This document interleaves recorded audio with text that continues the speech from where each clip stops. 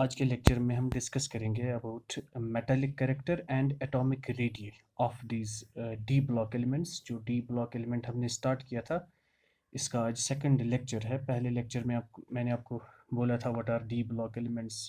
हमने वो डिटेल में सीखा था what do you mean by D block elements and what are transition elements and what is the difference between D block elements and transition elements. अब हम इन transition elements के characteristics पढ़ेंगे एक एक करके, and we will begin with the metallic character of these transition elements और D block elements. जितने भी ट्रांजिशन एलिमेंट्स है जो हमने स्टार्ट किया था, थ्री जो मैंने आपको बोला था, 3D series, 4D series, 5D series, 6D series जो है, हर किसी सीरीज़ में 10 एलिमेंट्स है। That means there are 40 elements. जितने भी ये एलिमेंट्स है, ये सारे जो है ये शो करते हैं, डिस्प्ले करते हैं, they show some metallic properties.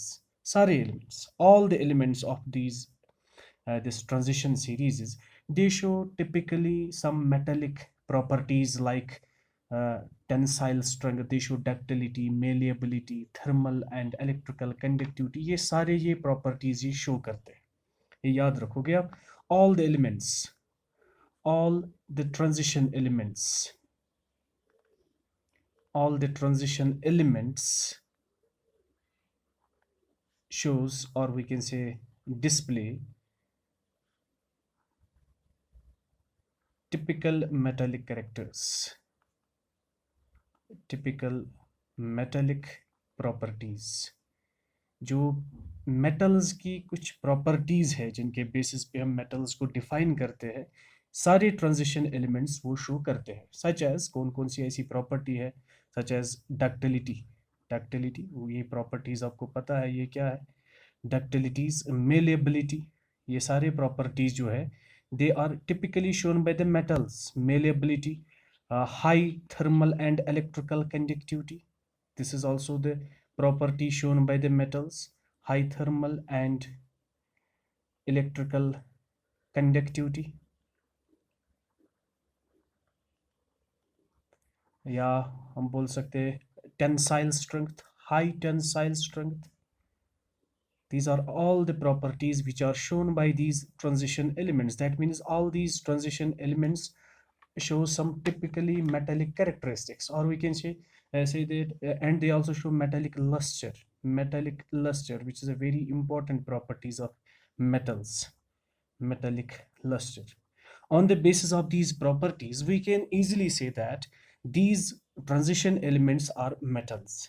और एक बात जो important property है, कुछ एक्सेप्शंस है। उन एक्सेप्शंस में जिंक आता है, कैडमियम आता है, मरकुरी और मैग्नीज। इन चार एलिमेंट्स के बगैर जितने भी बाकी ट्रांजिशन एलिमेंट्स है, दे शो वन और मोर टिपिकल मेटालिक स्ट्रक्चर्स। जो मेटालिक स्ट्रक्चर्स है, जो थ्री डायमेंशनल स्ट्रक्चर्स, जो एक परफेक्ट थ्री डायमेंशनल अरेंजमेंट होता है मेटल्स में, जो कंस्टिट्यूएंट पार्टिकल्स में, उनमें तीन स्ट्रक्चर्स है। That is face centered cubic structure FCC, hexagonal close packed structure that is HCP, and body centered cubic। ये सारे metals जो है ये तीनों structures में exist होते हैं। लेकिन exception क्या क्या है, मैं ये point लिखूंगा और ये याद भी रखोगे। except zinc, cadmium, mercury and manganese, इन चार के बगैर, zinc, cadmium, mercury and manganese, they means these transition elements, they have one or more typical metallic structures। जो metals में जो structure होता है, perfect थ्री डायमेंशनल अरेंजमेंट होता है, ये सारे ये शो करते हैं नॉर्मल टेम्परेचर पे, एट नॉर्मल टेम्परेचर। ये भी याद रखोगे आप, एट नॉर्मल टेम्परेचर्स। लेकिन एक्सेप्शंस क्या क्या है, ये इंपॉर्टेंट है exceptions.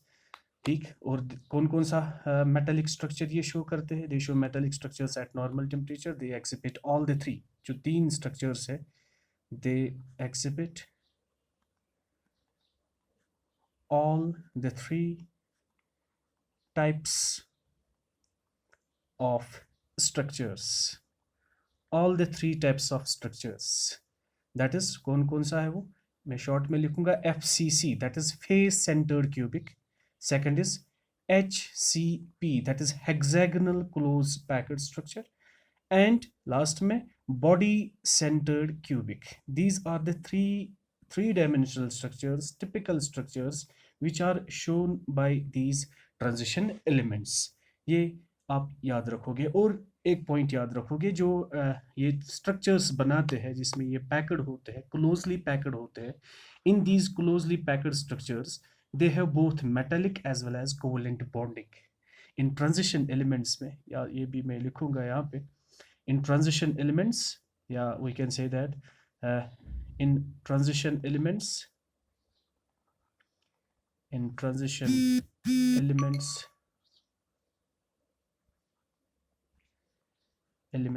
atoms are bonded with each other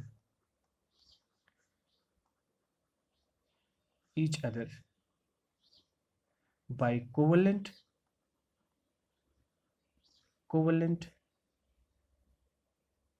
as well as ionic, या हम बोल सकते हैं मेटालिक, बोल सकते हैं मेटालिक बॉन्ड्स.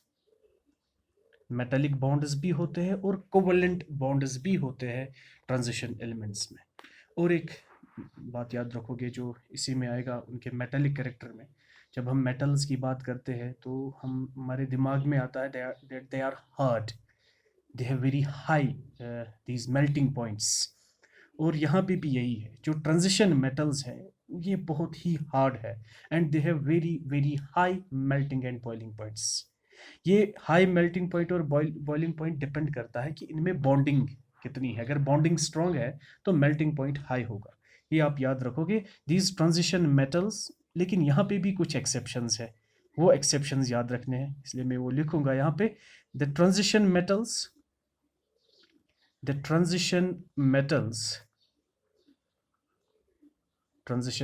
यहाँ पे एक्सेप्शंस है. With the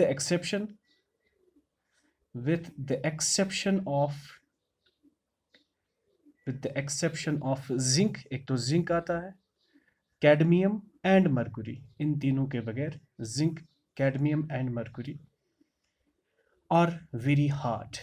The transition metals are very hard, very much hard. I can write it like this, are very much hard.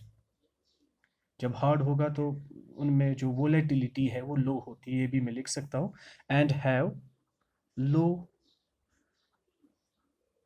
Volatility, escaping tendency because their bonding are strong.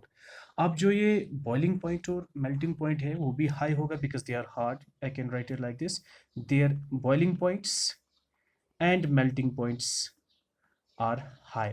उनके boiling points और melting points higher होते हैं, बहुत high होते हैं. और ये जो हाई मेल्टिंग पॉइंट है ये क्यों होता है? ये इसलिए होगा क्योंकि इनमें बहुत सारे इलेक्ट्रॉन्स जो है वो पार्टिसिपेट करते हैं बॉन्डिंग में.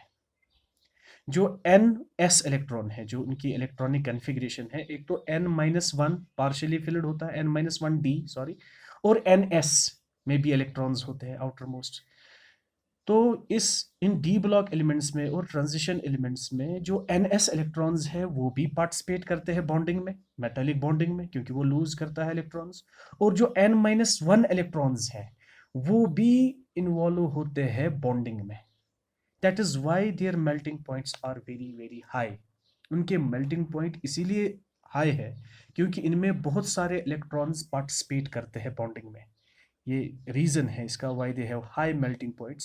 The high melting points of these elements, of these metals, I can write it now metals instead of elements.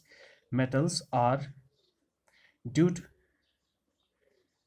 to the involvement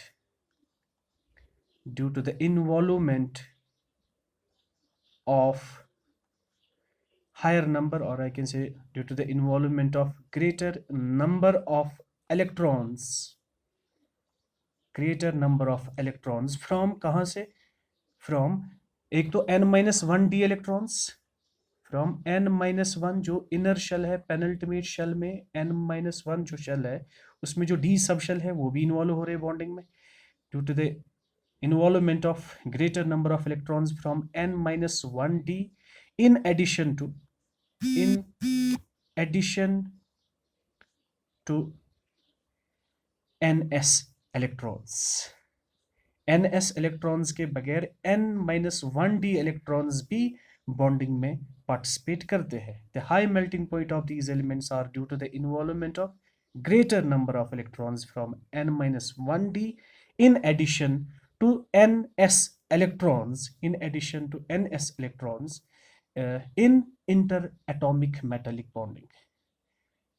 in interatomic एक दूसरे एटम के साथ बॉन्डिंग में पार्टिसिपेट करते हैं. इन इंटर एटॉमिक बॉन्डिंग,